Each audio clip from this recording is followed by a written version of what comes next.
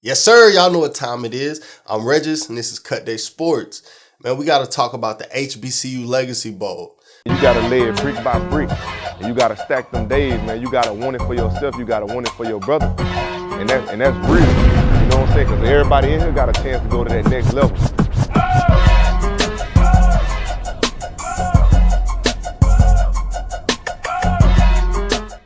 Unfortunately, I wasn't able to make it out this year, but man, some guys set it off. We're going to start off with the first guy, Xavier Smith. You know, X-Men had to show him he more than just what's on paper. Bro, from the start of the Legacy Bowl events to the end, he dominated. At the combine portion, when he ran his 40, 4.38, 4.39. Blazing.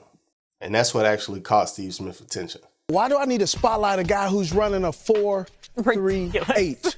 Why are we spotlighting a guy who already should be spotlighted? Just get this man this opportunity. He's 5'10", but they went ahead and said he was 5'9" and 1/4. That's okay, but he has great body control. Explosiveness. His explosiveness, normally, Mike Robb, you hear about a 5th gear. This boy got a 6th and 7th gear. He can get after it. He can go. Then after that, you get into the practice portion. Putting DBs on their ass. One-on-ones, did them dirty. Team sessions, did them dirty. It's one thing to do it in the combine setting, you know, the underwear Olympics. It's another thing to do it in one-on-ones. But when the game came, he delivered again. 6 catches, 85 yards, 1 touchdown, and won the offensive MVP. A performance like that, especially with all the attention and buzz and scouts that are there, that's going to make scouts and teams go back to your tape. And once they go back to that tape, what they're going to see is him beating the dog shit out of every DB that lined up in front of him.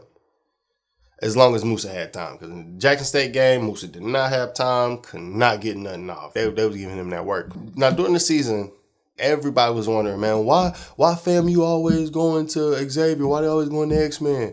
Musa must really love him. It's bigger than that. He's just always open.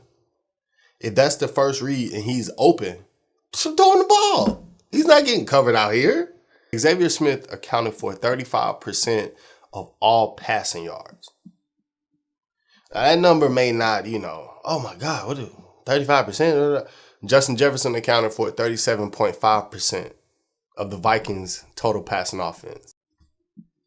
Just a reference point. So weeks like this, games like this, events like this are very important because it puts you, the player, out there. And it was some guys, man, all week who really made themselves some monies. A couple other guys that really made waves this week was my personal favorite from watching the game, bro, was Nelson Jordan II.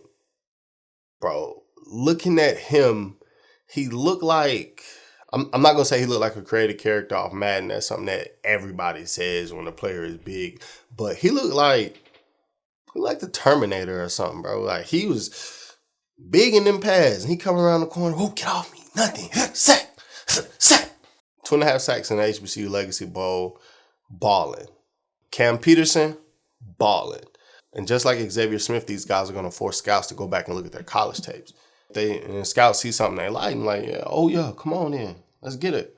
There may be one attribute that you have. Your bend may be outrageous, and it's something that scouts' eyes have noticed, and the average, consumer is like, oh, he got the sack. No, it's gonna look at how he got the sack, bro. Did you not see that? Trained eyes know what they're looking for. But the defensive MVP of the game was Jason Dumas. Now, Dumas is a little undersized at 5'10", 280 pounds. But I think that actually plays to his advantage because, as you know, football is all leverage. And you got a 5'10" defensive tackle, defensive end. He's already under your pads, pushing you off, get off me. Nothing. Getting back there, getting that sack, collapsing the pocket, making it uncomfortable for your quarterback. And during the week, they even lined him up at fullback to see, hey, we like the athleticism. Let's see what you can do right here. You may be able to, move some people around and help the running backs out or even carry on the goal line. Different things like that. You know how scouts do, bro. They always want to see if you undersized here, can we use you here? That's just the nature of the beast. I really like seeing people win and what they have going on. It's really just that simple. If you win, I'm like, yes, sir. Now somebody else gonna see it and be like, yo, bro went through all that? Yeah, what I'm going through, man, I'm gonna beat this and I'm gonna get that too. And that's just what it's really all about, man. Guys like Xavier Smith, who was at one point a teammate of Derwin James in high school. Now, imagine his story from then up until now. You know how much dog and fight you have to have inside of you to go this long and still hold on to your dream and never really lose faith, give up, and keep making it happen. That's exactly what you got to see come to fruition over this past week. Preparation meets opportunity. Because there are a lot of stuff come down to you think it's all this and all that. It's moments, bro. Pivotal moments. And if you show up in there, you know, you get to elevate and go to the next level. Another piece of news that's not HBCU Legacy Bowl related is the USFL draft, man. So many HBCU guys got picked up. Zay Bowden kicked it off going in the second round. But one guy in particular that when I saw it, I almost flipped my shit. Nugget was drafted in the USFL, bro. Now, you may be wondering like, okay, no. Do you know what that means for his game? If you know the story of Nugget, you go back to high school, his first year in JUCO, you know that school has been something that, you know, is just like, dang, man, how do I balance this and this?